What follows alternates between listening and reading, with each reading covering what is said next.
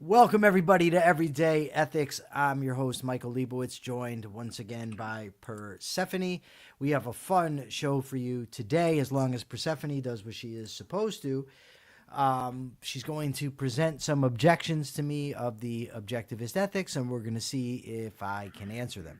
So, without further ado, Persephone, go ahead, and don't forget to tell. Oh, we like the super chats and the super stickers. We'd be mighty obliged to you if you'd give us some.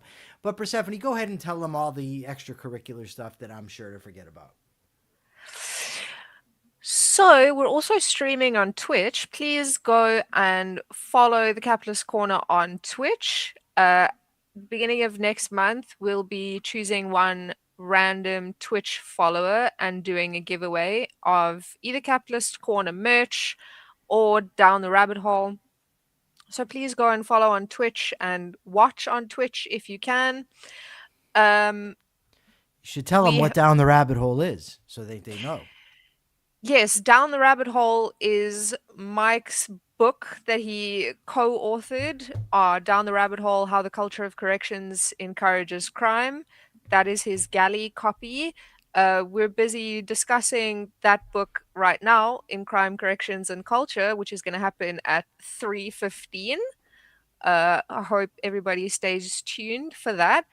Also, there are now memberships on YouTube where we'll be posting extra shorts, extra videos, and hosting extra live streams for anybody who is a channel member. And I think that's it. We'll also be doing a show on Saturday at 12 o'clock about something. I can't remember. It helps when you remember what we're talking about. We're going to be dealing with some objections to the idea of individual rights. Yes, that one. Who's Reclusi? Is Reclusi new? Reclusi joined us last week and was very upset that our show was only half an hour. So before we get to some of the standard objections, I have two questions. One of them comes from Nicole, and I'm curious on your thoughts. She says she works in the legal field, so she sees how people behave on a daily basis when money is involved. Do ethics survive if there is a big payout on the line? And that's interesting to me because I don't work in the medical field, but I mean in the legal field, but I've also seen how some people turn into complete jackasses once there is money involved. So what's the question? Do ethics survive if there is a big payout on the line? Well, ethics isn't some autonomous thing acting on its own that survives or doesn't survive when cash is on the line. Ethics necessarily has to be practiced by individuals, and that's going to depend entirely on the character of the individual. I agree. Perfect. Look at that. I do. Do you Is that a question I want to ask? What, I don't about think the so. Schedule? Mr. Deagle wants a schedule. Mr. Deagle, we can't even get you my interactions with AI concerning Immanuel Kant, let alone a schedule. If anybody's interested, there is a schedule on Twitch. All of our shows are scheduled on Twitch, in case anybody was interested. Mr. Deagle, I did get your email address. I will send you the stuff directly after the show. And then I have another question besides the do ethics survive? For me? Yes. So I was talking to a friend of mine, and she says she's hesitant to buy books recently because of the overabundance of AI, people using AI to write their books and passing it off as their own. And given how you feel about ghostwriting, I'm assuming that you would have a problem with that, obviously. If somebody has AI generate a book and says, look, AI generated the book, I'm fine with it. I don't have an issue with it. Dishonesty is my problem. But aside from that, if AI can write a hellified philosophical treatise, a wonderful novel, I'm all for it. I'll read it. Why wouldn't I? So most of the time, people are not they're not disclosing that it's AI written. They are passing it off as their own work. All right. But, I mean, that obviously I know you would have a problem with because it's lying. It's not honest.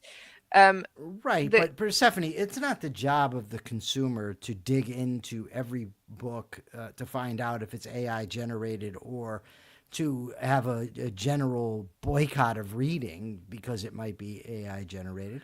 But what I would say is this: look, if you're interested in reading, right, there's plenty of great works of fiction, of economics, politics, whatever, biographies that are already available where you don't have to worry about it being AI generated. Yes,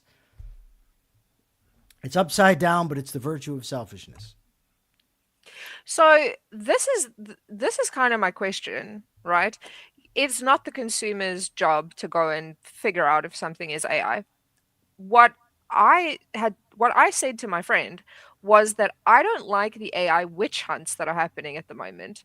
So people will say when someone publishes a book, they'll go, "Oh, well, this author used M dashes," and an M dash is just a longer hyphen, right? And authors have been using those for ages. And Yeah. obviously, because AI is a model that is trained on existing like writing, AI uses that. So now, if someone uses M dashes when they write, which is a common thing, then there's this like people are trying to cancel this author and saying, "Oh, well, you know, they used AI," or if an author uses like specific tropes or cliches, like, "Oh, this is obviously AI," and I actually don't know which is worse, the people who are passing AI off as their own work, or the people who are accusing every author that has like a decent writing style of being AI.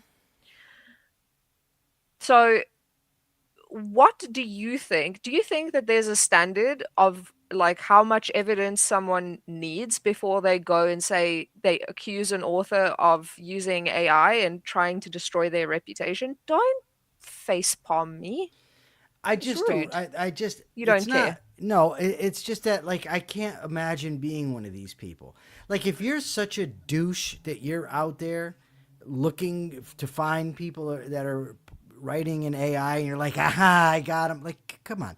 Now, if you come across somebody, if somebody makes an argument, and sometimes it's clearly AI generated, I mean, you can sometimes tell, and you would say, "Look, I think you are using AI."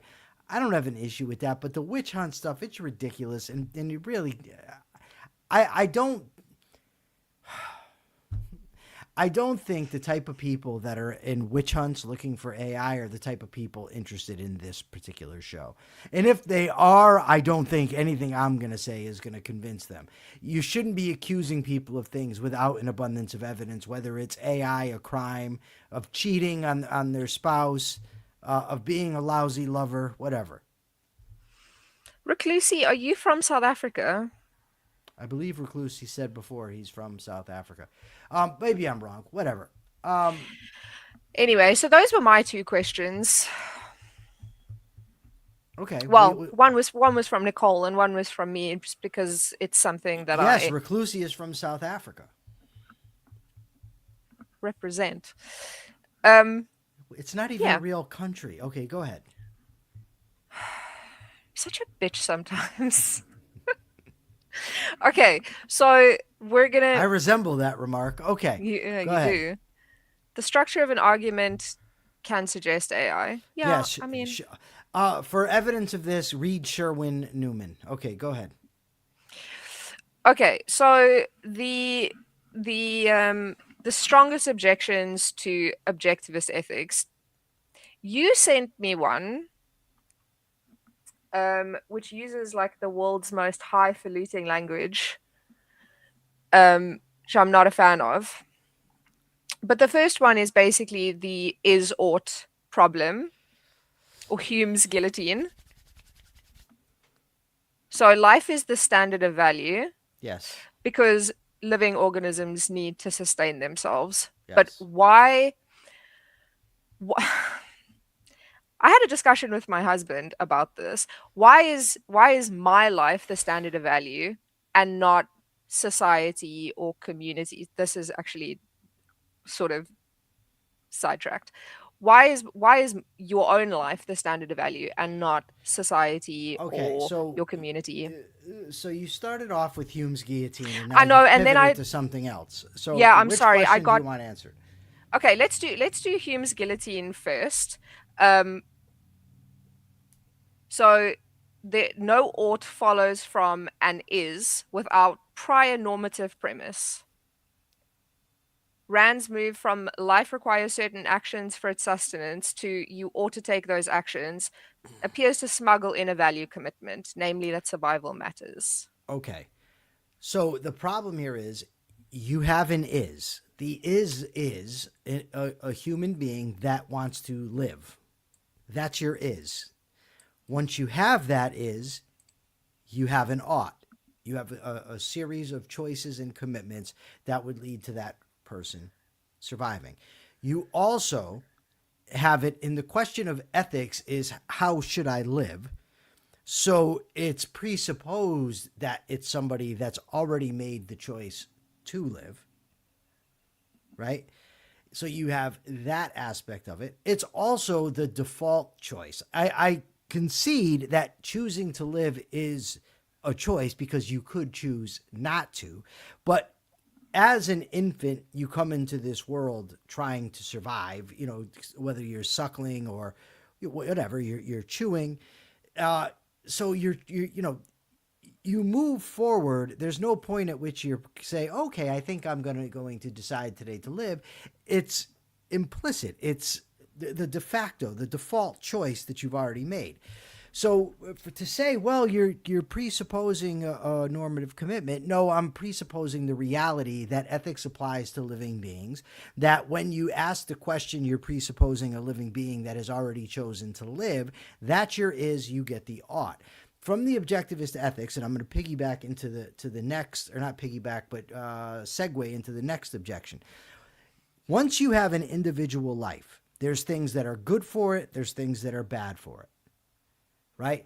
There's things that are desirable. The definition of value ultimately is something desirable as an end or means in itself. Desirable means worth seeking. Once you have an individual, you have that concept. Also, collectives like the human race don't have desires. Individuals do. Collectives don't seek. Individuals do. Even if you have a group of individuals that have chosen to act together. And one last thing, the Hume's guillotine kind of presupposes deontology, a deontological ethic, meaning a duty-based ethic that is imposed from beyond, right? It completely, it seems to me, dispenses with teleological ethics off the bat without any justification of doing so. So there's my answers to that. Okay. So on to the question that distracted me. Why is your own life the standard of value? I know, but I want you to go into more detail. Okay, so first of all, my life is not your standard of value. No, your own life. So human life is the standard of moral value. What that means is you in order for it to be an ethic, it has to be universal, right?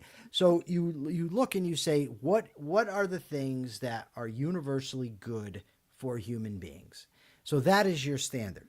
The job of applying that standard applies to you. You have to ask, what is good for me? Because some things might differ. What's good, you, me, whatever, they might be different. So again, once you have an individual, you have something that's good for it, things that are bad for it. You have an entity that can cease to exist, that has to act in the face of the alternative of life and death. That applies to an individual. And again, only individuals can have desires, values, can act. Is that good enough for you? Do you want more?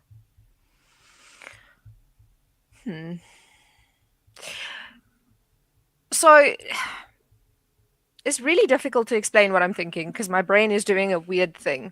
Okay. Have you ever heard the saying, you can't pour from an empty cup? No. So because of the ideas of like altruism and sacrifice, what ends up happening for a lot of people is that they wear themselves out trying to look after other people, right? And that's like my duty to other people, or I'm obligated to help this person, and you end up feeling burnt out. So you can't, they say you can't pour from an empty cup. You have to look after yourself before you can look after other people. So Okay. even people who are coming from an altruistic ethic, right, who want to be able to look after themselves or look after other people, even they acknowledge that you have to look after yourself first. Okay, but why even concede that far?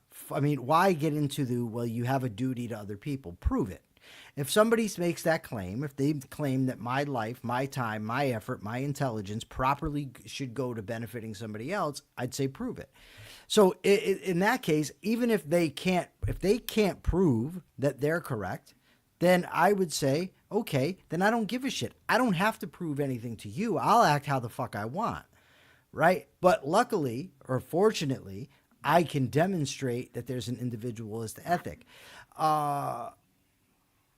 I don't reject moral realism, Reclusi. So I don't know what put your statement in question form, so I know exactly what you're asking. Okay, go ahead, Persephone.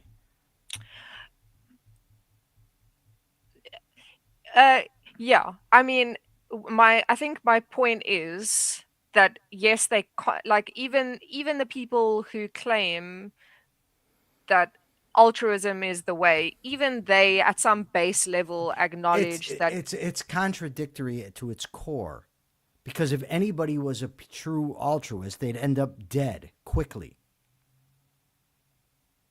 So, Yeah. but like I don't, so I don't know why Persephone, like why we even want to get into that. It's just, it's. I mean, if unless your point is to show that altruism is self-negating, which I'm fine Yes. with, okay. My But I wanted, but even if you prove altruism self-negating, that doesn't prove egoism, which is the goal. Sure.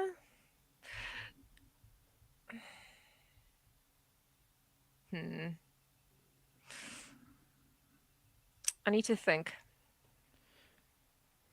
Oh, Sorry. So I'm just reading what you sent me. So the reductiveness of the rational self-interest standard. Rand's own account of self-interest is surprisingly demanding. It excludes hedonism, short-term gratification, and many ordinary desires that she deems irrational. Critics argue that this reconstructs selfishness into something so rationalized and austere that it quietly imports a thick substantive ethics, pretending to derive it from metaphysical first principles. okay. So I don't use the word selfishness myself. I get that Rand did. I have stated elsewhere. I've made the argument why I think that that was a mistake. So I'm not. But what she means by selfishness. So would it for if you're touting an argument of human life, my life is my standard to measure value by, right? It's obvious that I can act on the range of the moment for pleasure, get a great pleasure, and it would kill me. Right? I could Heroin. go out and get an abundance of heroin, get a great high, and then I'm dead. So how would that be in my interest? When you're thinking of how to live, you have to plan across your entire lifespan. That's how you think of your life in terms of a lifespan. How do I benefit myself? So, no, it's not austere. And no, you're not smuggling anything in. You're taking actual human life for what it is and using it as the standard of value. And by the way, that does not negate pleasure, because you're what you experience as joy is determined by your values. So if you adopt rational values and you achieve them, you will experience joy necessarily. And by rational, I mean based on reality, based on your long-term survival, based on what's in your interest. I think that this is one of the things that is probably the most difficult to explain to someone who is entirely new to the concept of objectivism, right? Because when you say like you have to act in your own self-interest, or you mention selfishness, there's this immediate there's this immediate pushback that like, oh well, then you can just go out and do whatever you want. You can go out and do heroin, or you can go and like murder Okay, someone so for. notice something, Persephone. They're assuming moral subjectivism. They're Yes. they're assuming that there's no morality, because they're assuming that if you're saying you're acting for your own interest, you could just do whatever you want. Either that, or they're assuming that those things are actually in your interest, which they clearly are not. It's the difference between understanding what rational self-interest is and thinking that self-interest is whim or whatever you want to do in the moment, and trying to explain to them that it's rational self-interest and not just whatever strikes my Yeah. fancy today. Here's the and look, you do sometimes have to use rational self-interest, but I don't even really like it. I mean, I get the necessity because of the the associations, but if something is going to kill me if I do it, although give me pleasure in the meantime, it's clearly not in my self interest. And you think about self. What is self? Self is me, body and mind. I mean, it's me. It's my capacity for pleasure, pain, long-term planning, rationality, relationship forming, productive work. It's all of these things. It's not just, oh, go shoot some dope and die. Sorry, that was really funny. Go shoot dope and die. Yeah, like Ben Shapiro, who says he wants to go sleep around, but he doesn't because of religion. Okay. See, So, stupid. Reclusi, objectivism actually deals both with meta ethics and ethics proper. This discussion today is dealing with meta ethics, how you arrive at your ethical conclusions.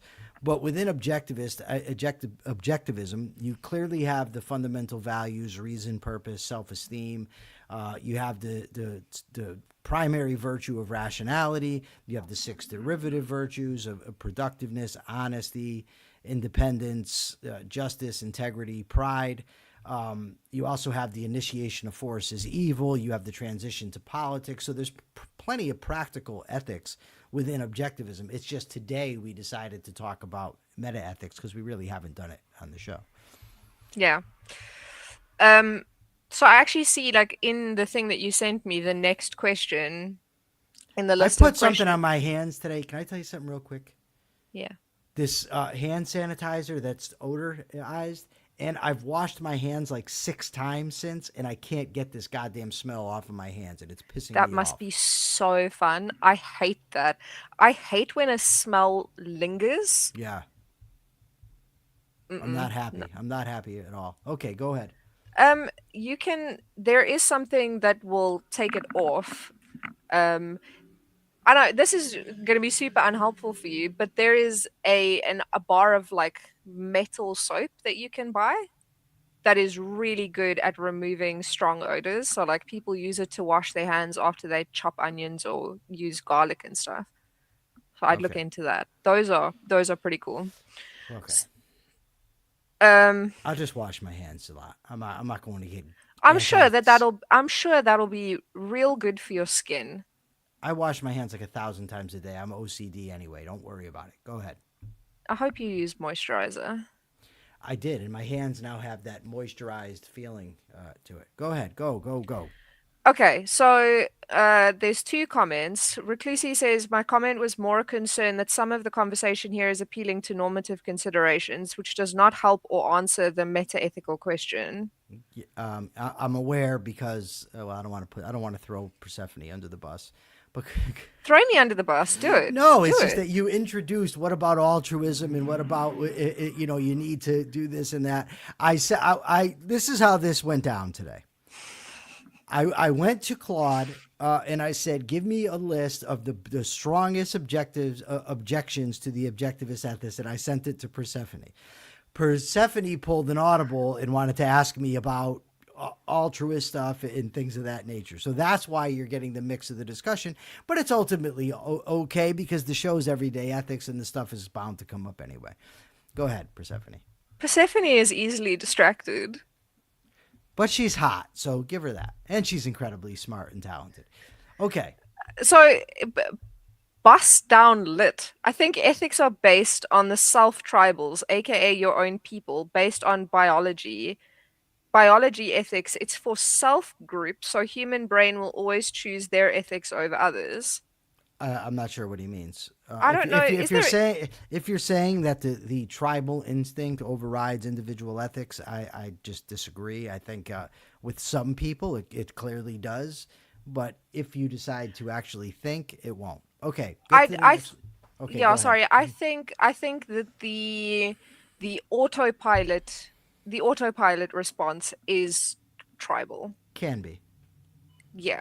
If you haven't put any thought into it and you haven't really thought about what's best, then I do think that like tribalism can win. So the next question that you sent me was specifically about like how Rand explicitly rejected hedonism and whim worship. You And asked me if that one though. Yeah, I know, but my Okay. point is that I didn't see that. That was where I went.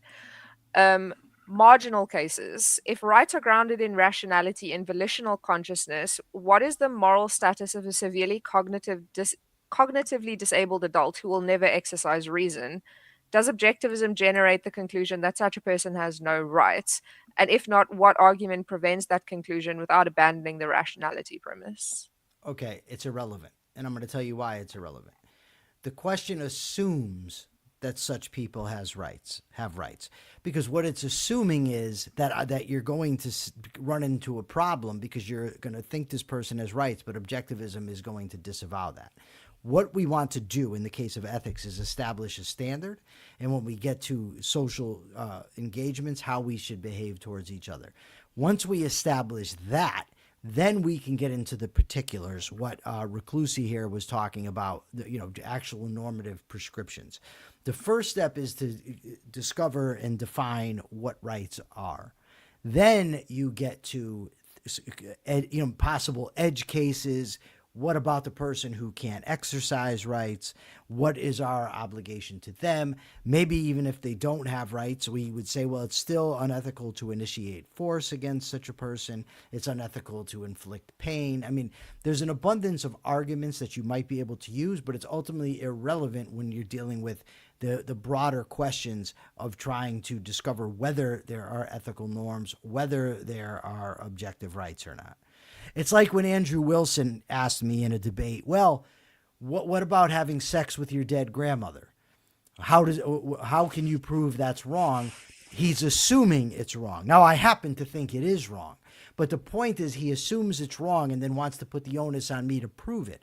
But the thing is, you first have to establish your standard. You have to establish your values, your virtues, and then relate that type of case, if you're interested in it, to that standard. But he starts off assuming it, as does Claude here. Yeah. So Bust Down has a question. If ethics are rooted in protecting your own group. It's not, so I don't care. Ask What the I question. what I mean is, so he asks, if ethics are rooted in protecting your own group, is it ethical to lie to outsiders if that lie benefits your group's survival, even if it harms the outsiders? But I disagree with the premise of the equation. That's all. So remove the protecting your group and make this protecting yourself, Okay, right? I just want to say, do you see? But this, I want to bring this back to Reclusi's question, because Reclusi thought we were, which was my intention, is to focus on the basis of the objectivist ethics, right? And what are the objections to it? But inevitably, you're now, he asked a question that in my mind makes no sense because it's assuming a group ethic. You're getting ready to switch the question, but it's still going to have practical application and not deal with the root of what we're trying to talk about. What we're trying to talk about is justifying the objectivist ethics, right? But inevitably, people will always get you, well, what about this case here? But that case there is not relevant. First, if somebody is going to concede to me, yes, Michael, you're right. Living organisms do generate value. Value makes no sense outside of that. The fact that human beings act on volition and have to discover how to survive does bring into being the concept of ethics. There are objective ethics. Yes, you're right about that. And then you want to start asking me with these challenging questions. I'm all for it, and I'll do it. But I'm not starting there. I'm not going to justify a meta-ethical conclusion based on some practical thing that the person wants to know. Now, we do discuss that stuff on this show because we're trying to discuss everyday ethics, how people should behave and whatnot, and that's fine. But in a show like this one, where the point was to justify the objectivist ethics or deal with its critics, that would be inappropriate. Okay. Well, we have to stop now anyway, so we've got more objections to cover tomorrow. As we will address them, and tomorrow I will answer the question that I believe Persephone was going to ask, which is it okay to lie if it benefits yourself? Is that the question you were getting ready to ask me, Lady Persephone? Yeah. Okay. Well, what they asked just applied to at an individual level. Yeah. Yeah. Okay. Well, we'll deal with that tomorrow. Because remember now, in 13 minutes time, we are going to be doing crime, corrections, and culture, where we give you the truth about the correctional system. No hyperbole, no sensationalism, no bullshit. Please tune in. We will see you then. We will see you tomorrow. As always, be ethical. Bye.